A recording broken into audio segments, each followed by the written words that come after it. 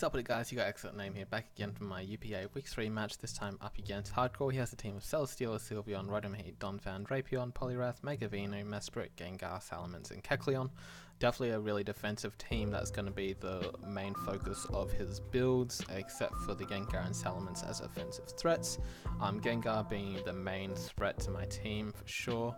Outside of that, I feel like I can handle his offense pretty well. So my main focus, I decided, was going to just be breaking down his team, and for that I decided to go with a dual Psychic, Calm Mind, Wincon Core here.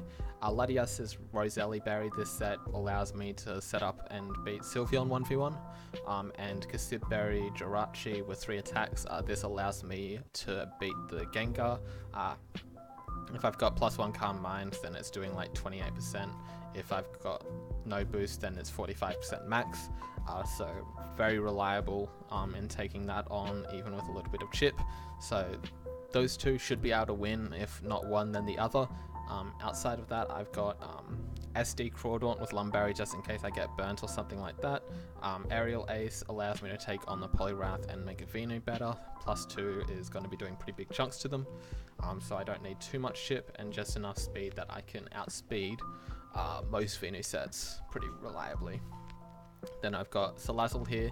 He doesn't deal with this particularly well. Outside of like Kecleon, Poliwrath, he doesn't really swap into this, especially within Power Ice for the Salamence. And Poisonium Z is just a tried and true method for claiming a kill, or at the very least getting a lot of damage onto something. Power Up Punch, Last Resort, Lopunny is really strong versus his team. His only normal resist is the Celesteela. So I feel like I can definitely do a lot of work with this once I've broken down the Celesteela a little bit, and once I have scouted his Scarfer. And then the last Pokemon I decided to go with was Hippowdon. Spadef Hippowdon is just so that I don't automatically lose to Gengar, and outside of that, it's really good at handling a lot of his team defensively. He really struggles to break this, especially with Sand neutering the Megavino. So without further ado, this is the teams that ended up being brought. No Celesteela was the biggest surprise to me, as that does a pretty good job of handling a lot of my offense on paper. So I end up deciding to lead with Powdon just to get my Sand and my Rocks up ASAP. He doesn't really have anything that threatens me out. I figure he's either gonna Rocks, Ice Beam, or U-Turn, or maybe Toxic. Either way, Rocks are safe for me. I don't lose anything from it. As he goes for a U-Turn, I decide my best play here is to just Roar, because I can scout what he wants to swap into, and just get some extra chip onto whatever. I Roar him into Sylveon and decide that I can swap out Salazzle as I 4 times resist Hyper Voice and can take a potential Toxic. He just decides to go for a Wish, I'm not sure why, but he does get in the Kecleon here, as it is revealed to be Spadef, not Assault Vest. So I can scout out the damage there. I see that he is the Spadef set, and I can just go into Powdon. Rock Slide is going to do jack shit, obviously, but I did not want to take that on the Salazzle, as he just goes back into Venusaur, as I go for the Earthquake there, just to get some chip. I know that forces him to Synthesis up, and I can get Latias in for free. I chose to go Latias instead of Jirachi because I don't want Jirachi getting chipped just yet.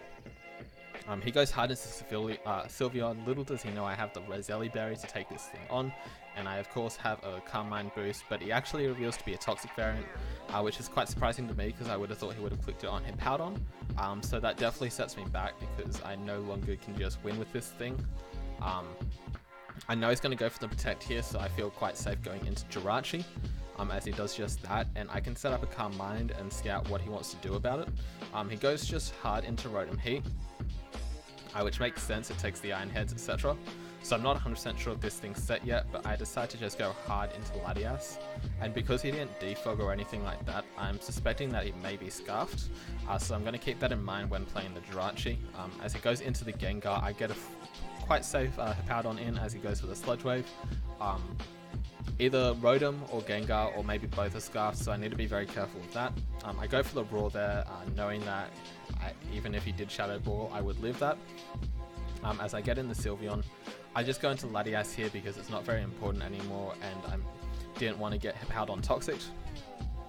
As he just wishes up, and goes into the Mesprit, but I decided to recover here just because I figured that he might swap into something or click protect. I can recover it again as he U-turns out into the Gengar, taking some nice rocks and Sound Chip. Sound actually disappeared, but I can just once again go into Powdon as he Shadow Balls here, forcing me to slack off. So the main thing that I'm trying to accomplish right here is to get a safe opportunity for Jirachi to set up after scouting the Rotom Heat set, or get in my Lopunny to start clicking Power Up Punch Last Resort. So I just go into Latias here as Sack Fodder as he goes for that. Psychic and gets a Steph Drop. I decide to just Thunderbolt here for a little bit of chip. Helps out the Salazzle so that I can actually kill him off with the Z move. So I decided to go Salazzle here just because I know that even if he does go Kecleon, I pack the Taunt for it. And killing Kecleon can be helpful for the Jirachi in case he wants to like knock off or something like that. He goes for the Sucker Punch there as I go for the Taunt, just to make sure that he can't recover up. And knowing that he has the Sucker Punch and it's going to be stab, I decide to go hard into Lopunny here. And I can just kill him off with Power Up Punch and then start Last Resorting through his team. But he does, of course, have the Gengar to go into here, which is Scarfed. I make a play that I kind of regret here. It's not a huge deal or anything, but I could have just optimized it a lot more. I probably should have stayed into Last Resort the Gengar there, because if he was Scarf and killed me off, then I did get to set up with Jirachi.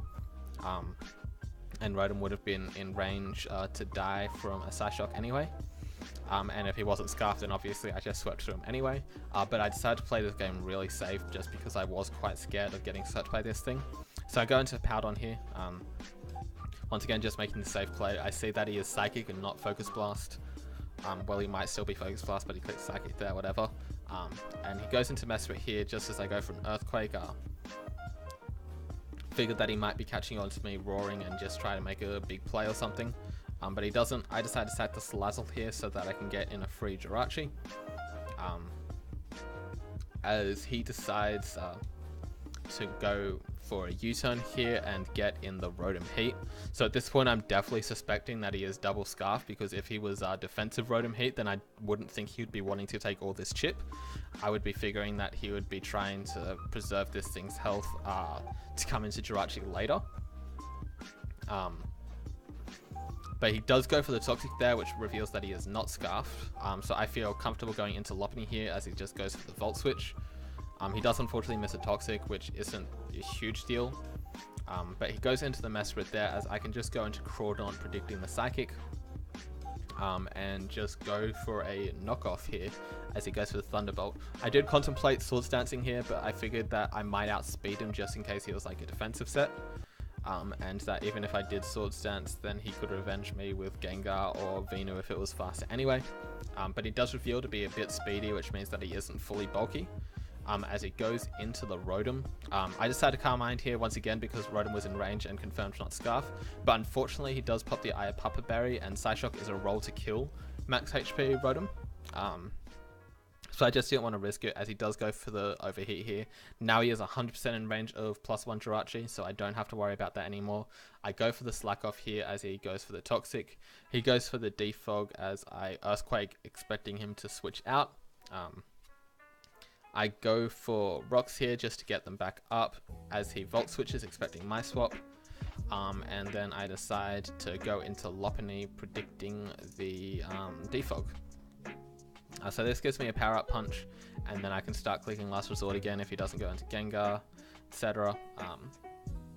But he does get the Volt Switch off now, and goes into Gengar.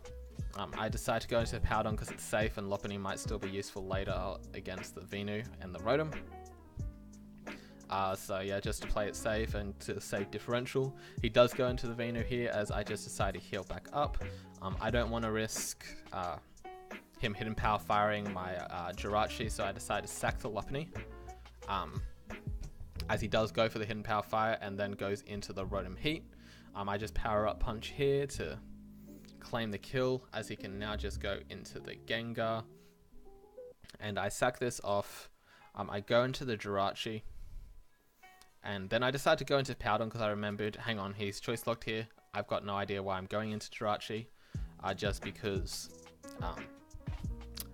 the main reason why I swapped was because Thunderbolt parries are a thing, and that was basically his win condition at this point, was getting the power of Thunderbolt. So I decided I don't need to risk this, I've got her powered on, I can just go into that. As he decides to swap into the Venusaur, I get up my rocks.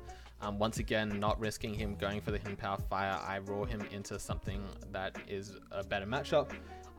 Plan is to just spam click roar until he gets Sylveon in, so that I can get a safe Jirachi. As he goes into the Venusaur here, and I get my free Jirachi. No reason for me to click Calm Mind here. He could have Earthquake or Hidden Power Fire into crit. Shadow Ball could knock me out, so really no reason to risk it, as he does get the crit Shadow Ball there, so thank God I didn't risk that.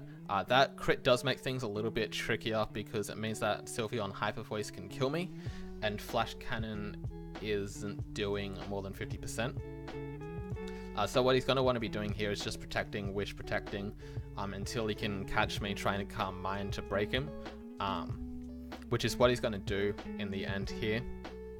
But I know I can just spam Flash Cannon, because Flash Cannon's a 20% chance to Spadef drop or something like that with Soaring Grace. So I knew that I would eventually break that, and the only way that I did lose that is if he finished the game with a wish on the Hippowdon. Otherwise Hippowdon would be able to kill it after Jirachi went down regardless. So yeah, no reason to risk it, just could keep on Flash Cannoning. So yeah, GG to Hardcore. I felt like I played it a little safer than I necessarily needed to. I really made sure to scout out all the sets before committing to anything. And it does look a lot closer than it really was. I felt like I was in control pretty much the entire game, despite what Gengar did to me on matchup. But regardless, we bounced back from last week's embarrassing chokes. Those chokes really did inspire me to play safer. So anyway, we'll see you guys next time.